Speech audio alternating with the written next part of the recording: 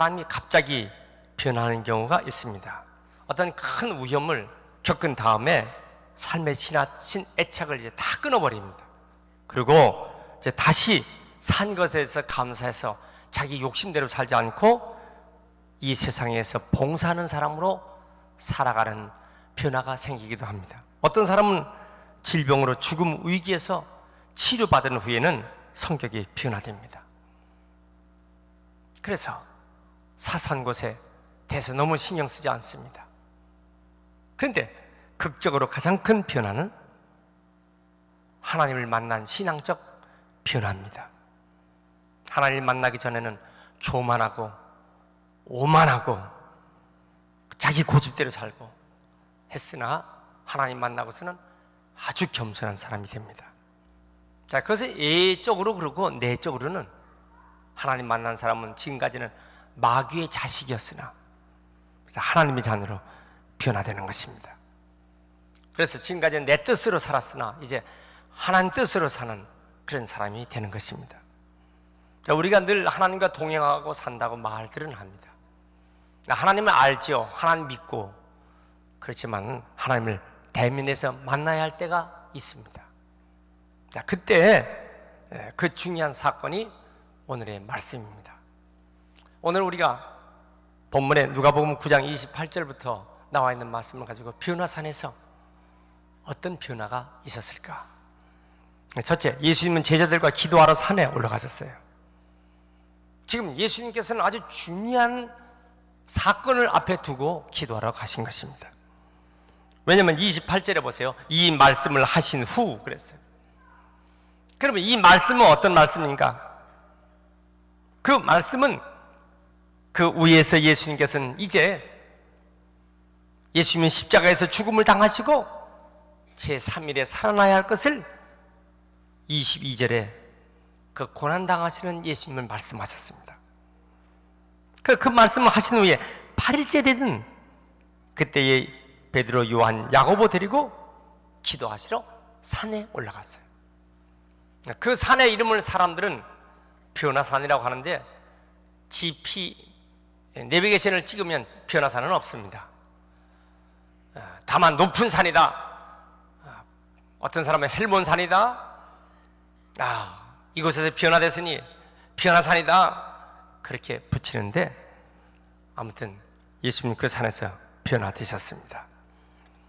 자, 기도하러 베드로, 요한, 야고보 세 제자를 데리고 올라가셨어요. 예수님 기도하러 혼자 가시지 않고 이렇게 제자들과 함께 올라가셨습니다. 왜 그럴까요? 기도를 가르치시려고 제자들에게 실제 기도하는 모습을 보이시고 가르치시려고. 자, 예수님 가시는 길에 늘 함께 따라다니는 제자들 보면요, 성격적으로 급한 성격이 있습니다. 베드로도 성격이 급합니다. 요한도 우레의 아들이라고 하는 아주 급한 성격이 있죠. 그런데 그들은요 열심히 있었어요. 저는 이것저것 따지지 않습니다. 예수님께서 기도하러 가자면 의심 없이 주님 따라 나서는 것입니다. 사실 우리가 이것저것 따지고 보면은 주님 따라가기가 어렵죠. 예수님께서 이 제자들과 함께 산에 올라가신 것은 기도하러 올라가셨습니다. 자, 그런데 이 기도할 때에 하나님을 만나게 되는 것입니다. 기도하실 때에 예수님 모습이 변화되었어요. 옷은 아주 휘어지고 강렬한 빛이 발생했습니다. 자, 우리가 기도할 때를 안다는 것이 중요합니다. 우리 그렇죠. 나 이거 정말 기도할 제목이 있는데, 나 정말 기도해야 하는데, 이 산같이 기도할 중요한 제목이 있는데, 그걸 안다는 게 얼마나 하나님의 은혜입니까? 근데 그런 문제가 있어도 기도해야 하는데, 기도해야 하는데 이런 생각이 안 난다. 여러분, 그런 사람하고 정말 나는 기도해야 되는데, 나 정말 기도해야 될 일이 있는데, 이거 하나님이 주신 은혜의 역사가 아니겠습니까? 여러분, 우리도 기도를 느끼시는 성도가 되시길 축원합니다. 교회 다니시면서도 기도를 해야 하는데, 내가 정말 기도해야 하는데, 그때 순종하면 역사가 나타나고 기적이 이룰 줄 믿습니다. 미국의 32대 대통령 프랭클린 루즈벨트 대통령은 낳을 때부터 소아마비 환자입니다. 잘 걷질 못합니다. 그런데 어릴 때부터 자기 몸이 그렇기 때문에 기도로 살았어요. 그렇기 때문에 하나님 그를 32대 대통령으로 세우셨습니다. 그런데 그때가 1944년 제2차 세계대전이 한참 지금 일어날 때 그때 대통령직을 맡았어요. 그때 자기 수하에 있던 총사령관 장군이 아이젠하워 장군이었습니다. 그런데 그때 영국의 노르만디 상륙작전을 쓰는 그런 작전을 하도록 명령했습니다. 문제는 이 영국에서 그 노르만디 그 절벽은 너무너무 높고 그 상륙작전을 쓸 때가 1944년 6월 6일 날짜를 정해놓고 그 작전을 쓰는 그날은요 너무너무 폭우도 많고 풍랑도 심해서 이 사실 바다에서 육지로 올라가는 상륙작전은 수월해야 하는데 절벽이 너무 높아요. 물결이 거세 올라갈 수가 없는 것입니다. 이것을 반드시 이 작전을 성공해야 하는데 어떻게 했습니까? 아이젠하워 장군과 그리고 이 루즈벨트 대통령과 심지어는 영국에 있는 처칠 수상에게까지 같이 연락을 했어요. 우리 세 사람이 기도하면 하나님은 들어주신다. 밑에 있는 지도자들 참모들에게 모두 다 기도를 부탁했어요. 이 노르만디 상륙작전을 쓰자고. 지금까지 전쟁사에서 바다에서 육지로 올라가는 상륙작전은 499번이 다 실패했거든요. 그러나 이번만은 하나님께서 도와주셔야 합니다. 더 이상 피 흘리는 전쟁이 계속하지 않으려면 이 작전이 성공해야 하는데 그들은 기도하기 시작했어요. 여러분, 자그마치 루즈벨트 대통령은 무릎 꿇고 자기의 막사에서 17시간이나 움직이지 않고 기도했어요. 따라합시다. 17시간. 한번 다시 17시간. 하나님께서 도와주시지 않으면 이 위기를 이길 수가 없사오니 도와달라고 기도했어요. 놀라운 사실이 일어났어요. 모든 해병대들이 이 노르만디 상륙작전에 대성공을 했습니다.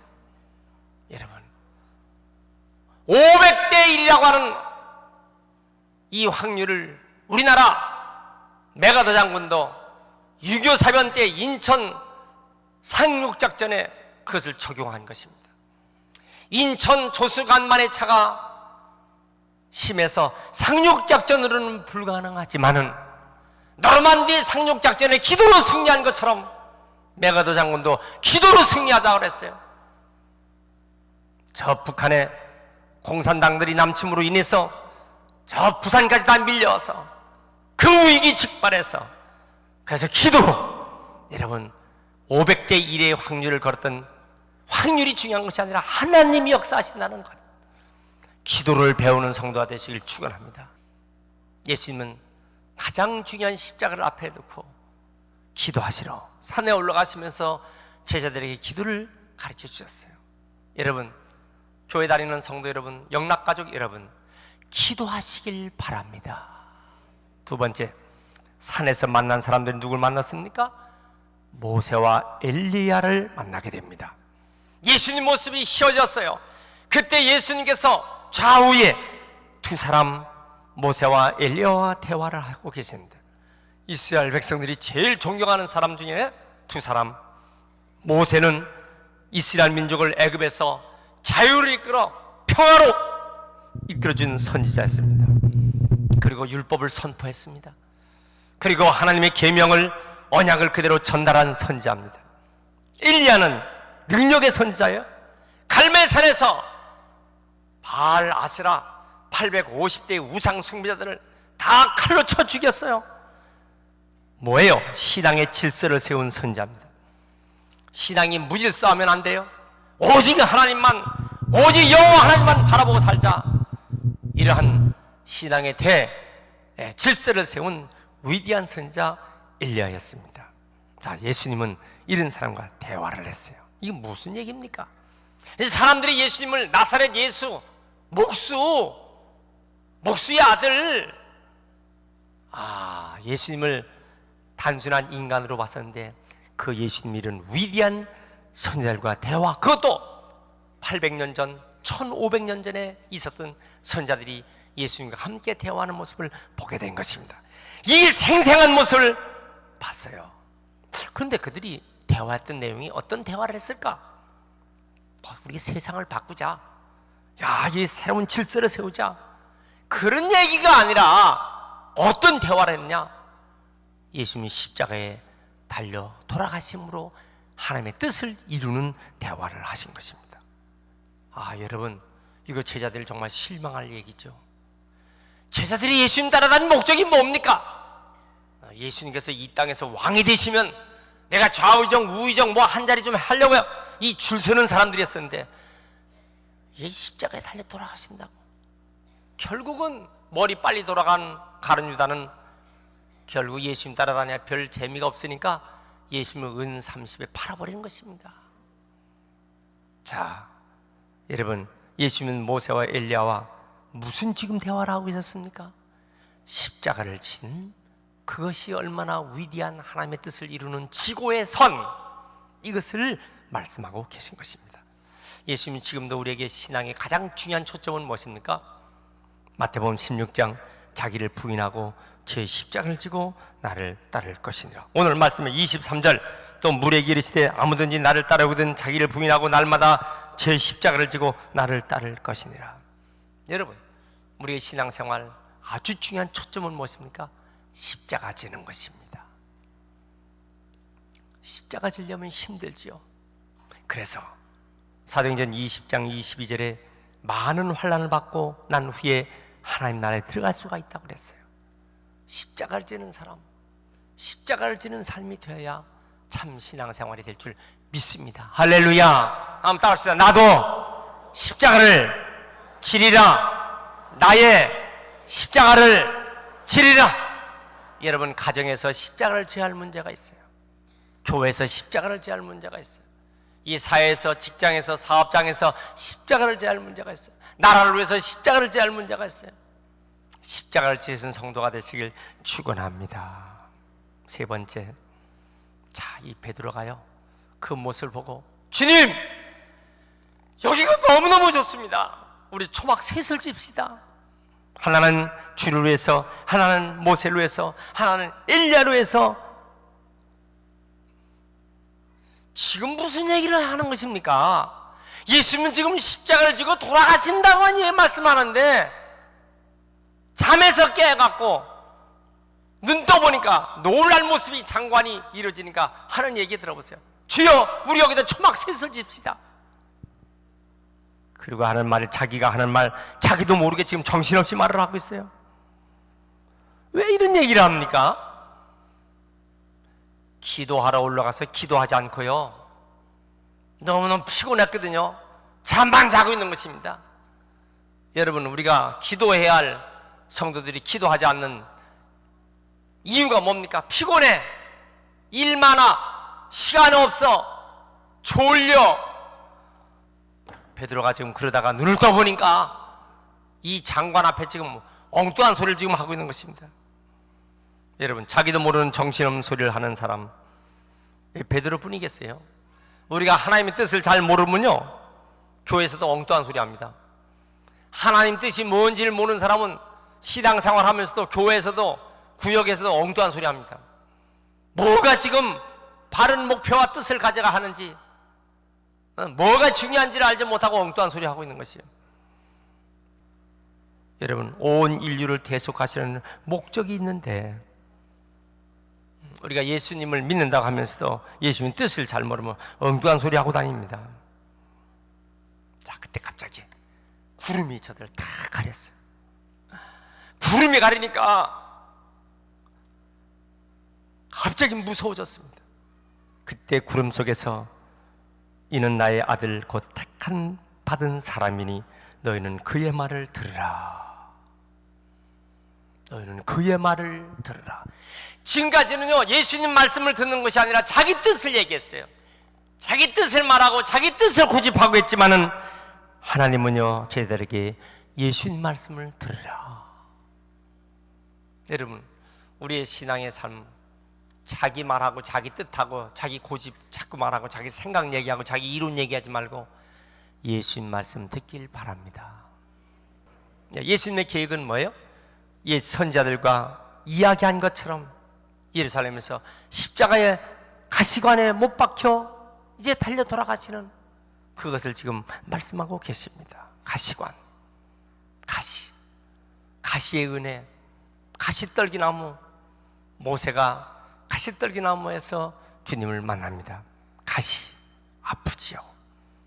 모세 40년 동안 그 광야 생활, 가시 같은 생활입니다. 거기에 주님 만납니다. 가시 울타리, 가시 울타리는 보호의 울타리예요. 가시관을 지신 그 예수님의 모습을 지금 말씀하고 계시는 것입니다. 자, 구름 속에서 소리가 나서 그들이 깜짝 놀라 보니까 모세, 엘리야는 보이지 않고 오직 예수님만 보입니다. 예수만 보시길 축원합니다. 따라합시다. 오직 예수, 오직 예수, only Jesus, 오직 예수. 예수님은 내가 곧 길이요 진리요 생명이니 나로 말미암지 않고서는 아버지께 올 자가 없느니라. 올 자가 없느니라. 오직 예수. 지금 베드로는요, 예수님이 십자가 지신다는 그 사건과는 전혀 상관없는 짓을 지금 막 말을 하다가 결국 예수님 일에 방해꾼이 돼갖고 나중에는 이런 말하죠. 주여, 절대로 십자가 져서는 안 됩니다. 사탄아, 물러가라. 너는 나를 넘어지게 하는 자로다. 호되게 책망받죠. 이 베드로가 언제서 변화됩니까? 기도하지 않았던 베드로는 딴짓하고 있는 거예요. 기도하지 않고 말하는 사람 딴 말합니다. 그런데 큰들이 마가의 다락방에서 합심해서 기도했던 120명 문도가 모여서 합심해서 기도했던 그때 성령 받고 베드로가 제대로 말하게 되는 거예요. 이제 그래서 사도행전 5장 이하에 보면은 베드로가 어떤 말을 하는가 제대로 하나님 뜻에 맞는 말을 하게 되는 것입니다. 여러분, 우리가 신앙생활 하면서 기도하지 않는 사람 엉뚱한 말 하죠. 엉뚱한 말을 해요. 성령 받아야 그의 말이 제대로 말을 할 줄 믿습니다. 할렐루야. 자, 산 위에 올라간 세 사람 제자들은요, 너무너무 황홀하고 거룩한 모습을 봤어요. 그런데 이제 주님 저들과 함께 내려가자고 하셨어요. 자, 37절 보니까 산에서 내려오는데 어떤 아버지가 한 아들을 데리고 그 애 아들이 경련을 일으켜 거품을 흘리고 몸은 상하고 귀신이 들어가서 거꾸로 때리고 난리가 났어요. 난리가 났어. 9명 제자들이 산 아래서 그 귀신을 쫓아내려고 별짓별짓했나 불가능한 거예요. 그러나 예수님께서 그 모습 보세요. 귀신을 꾸짖으셨어요. 42절 따라합시다. 예수 이름으로 이 더러운 귀신아 나가라. 여러분, 우리 예수의 이름에, 예수의 이름으로 더러운 귀신을 꾸짖으면 주님께서 내쫓아 주신다는 것을 믿으시기 바랍니다. 어떻게 이런 일이 있을 수 있습니까? 마가복음 9장 29절 기도 이에는 이런 유가 나갈 수 없느니라.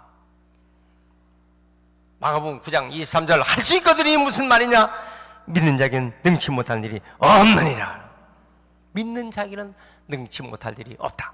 따라합시다. 믿는 자에게는 능치 못할 일이 없다. 기도하는 자에게는 불가능이 없다. 만사를 변화시킨다. 역사를 일으킨다. 기도하는 성도가 되시길 축원합니다.